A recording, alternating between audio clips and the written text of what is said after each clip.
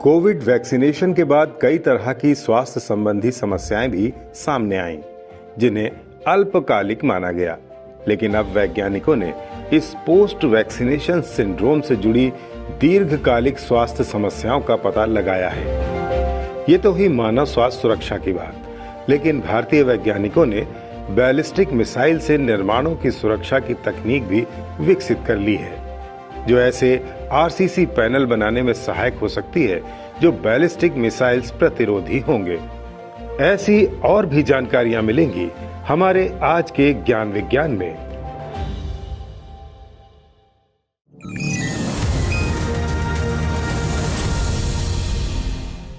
नमस्कार दोस्तों, विज्ञान, प्रौद्योगिकी और नवाचार से जुड़ी जानकारियों के कार्यक्रम ज्ञान विज्ञान में आपका स्वागत है। मैं हूं सुरजीत सिंह। आज हम बात करेंगे पोस्ट वैक्सीनेशन सिंड्रोम से जुड़ी कुछ स्वास्थ्य समस्याओं की।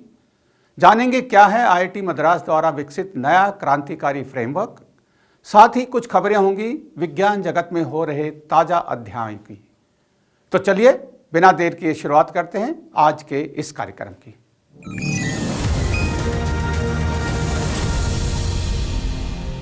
कोविड वैक्सीनेशन ने लाखों जानें बचाई, लेकिन कुछ लोगों में पोस्ट वैक्सीनेशन सिंड्रोम ने गंभीर स्वास्थ्य समस्याओं को जन्म दिया। हाल ही में येल विश्वविद्यालय के शोधकर्ताओं ने पता लगाया कि इम्यून सिस्टम में बदलाव और बढ़ा हुआ स्पाइक प्रोटीन लंबे समय तक परेशानी का कारण बन सकता है। क्या है यह शोध और कितनी गंभीर है यह समस्या, जानने के लिए देखते हैं ज्ञान विज्ञान की एक खास रिपोर्ट।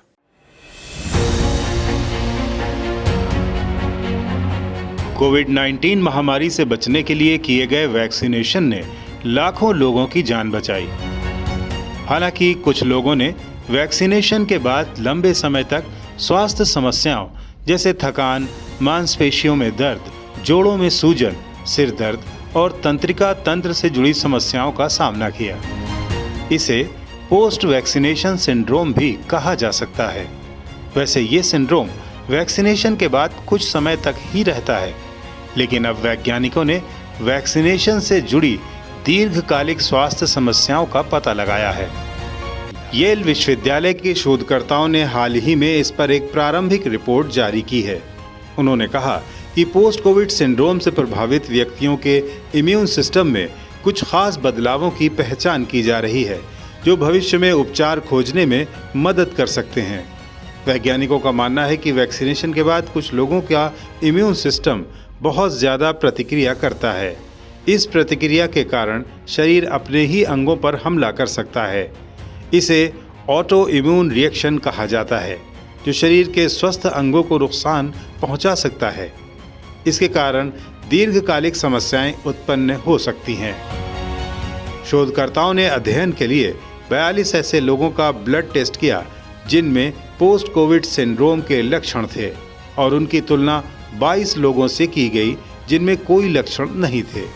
शोध में पाया गया कि जिन लोगों में लक्षण थे उनके शरीर में 2 प्रकार की सफ़ेद रक्त कोशिकाओं की संख्या कम थी। पोस्ट कोविड सिंड्रोम से प्रभावित वे लोग जिन्होंने केवल वैक्सीन ली थी पर खुद पहले कोविड-19 से संक्रमित नहीं हुए थे, उनके शरीर में SARS-CoV-2 स्पाइक प्रोटीन के खिलाफ एंटीबॉडी का स्तर भी कम था। शोधकर्ताओं का मानना है कि कम वैक्सीनेशन डोज और संक्रमण न होना इसका कारण हो सकता है, क्योंकि उनके इम्यून सिस्टम को वायरस से लड़ने का कम मौका मिला।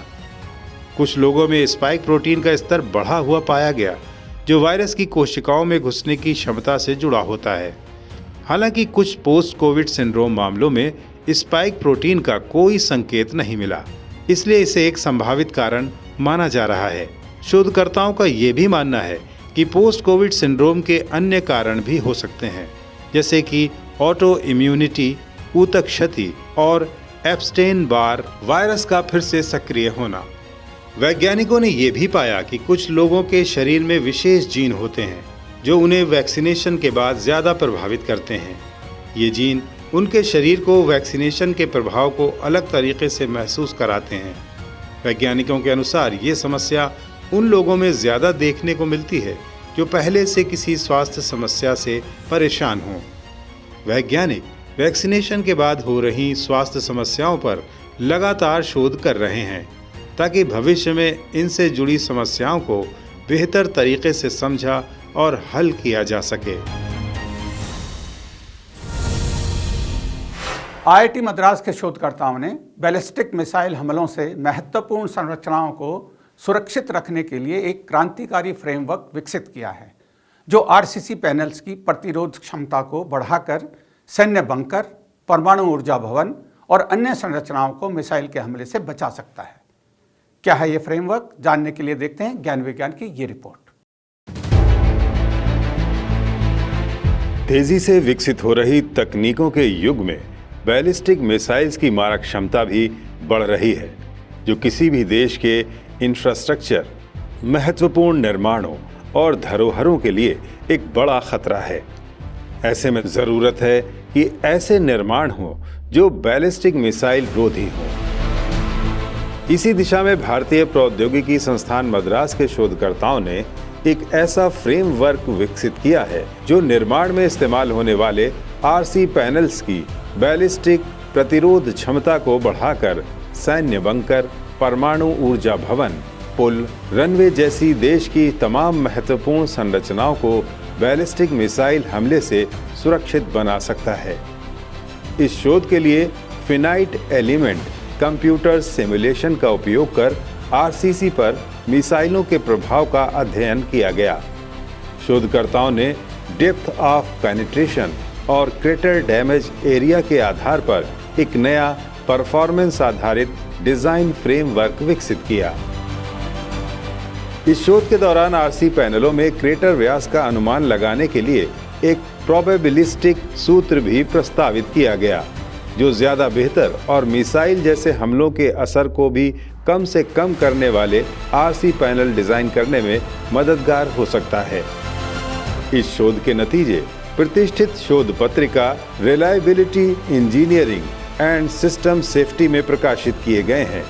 शोधकर्ताओं का अगला टारगेट इस अध्ययन को आगे बढ़ाते हुए हल्के, किफायती और स्थायी विस्फोट व बैलिस्टिक प्रतिरोधी मॉड्यूलर आरसी पैनलों का विकास करना है, जिनका उपयोग भारतीय सेना द्वारा बंकर बनाने सहित देश के अन्य महत्वपूर्ण इंफ्रास्ट्रक्चर विकास में किया जा सकेगा।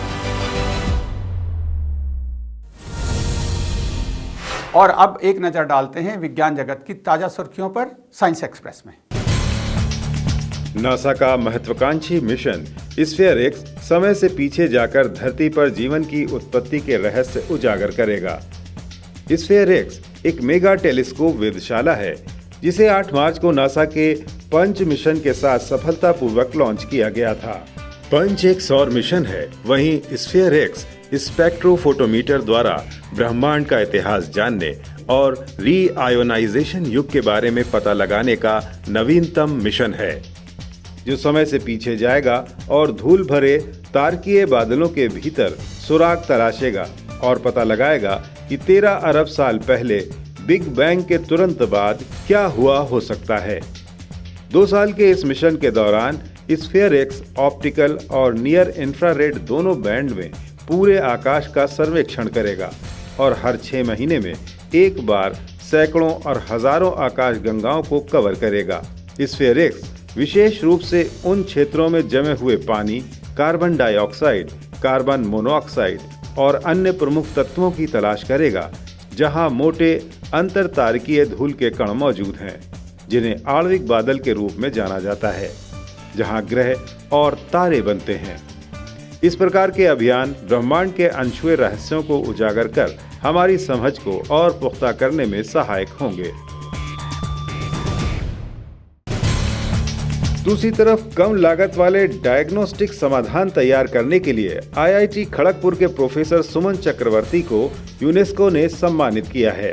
प्रोफेसर सुमन को इंजीनियरिंग और कंप्यूटर विज्ञान के क्षेत्र में साल 2026 का TWAS पुरस्कार दिया गया है। प्रोफेसर सुमन चक्रवर्ती ने एक मैकेनिकल इंजीनियर के रूप में द्रव यांत्रिकी का उपयोग कर कम लागत वाले नैदानिक समाधान विकसित किए हैं, जो दूर दराज के ग्रामीण क्षेत्रों में भी बड़ी लैब्स के समान रोगों का आसानी से पता लगाने की सहूलत देते हैं। जैसे कोविड के दौरान उनके द्वारा विकसित किया गया न्यूक्लिक एसिड आधारित रैपिड डायग्नोस्टिक टेस्ट, जो RT-PCR जितना प्रभावी रहा। वहीं उन्होंने ओरल कैंसर का पता लगाने वाला हैंड हेल्ड इमेजिंग डिवाइस भी विकसित किया, जो कम संसाधन वाले क्षेत्रों के लिए बड़ा समाधान है। यूनेस्को ने उनके इन्हीं 2 महत्वपूर्ण नवाचारों के लिए उन्हें सम्मानित किया है। आपको बता दें, TWAS पुरस्कार विकासशील देशों के निजी वैज्ञानिकों को 9 क्षेत्रों में विज्ञान और प्रौद्योगिकी के अनुप्रयोगों में उत्कृष्ट योगदान के लिए प्रदान किए जाते हैं। तो आज के कार्यक्रम में बस इतना ही। उम्मीद है आपको हमारा यह प्रयास पसंद आया होगा। अगर आप हमारे साथ जुड़े रहना चाहते हैं तो हमारे इस चैनल को लाइक करें, सब्सक्राइब करें और अपने दोस्तों के साथ शेयर जरूर करें। हम अगले हफ्ते फिर हाजिर होंगे ऐसे ही नई पुरानी रोमांचक जानकारियों के साथ। तब तक के लिए बने रहिए हमारे साथ वैज्ञानिक सोच के साथ। नमस्कार।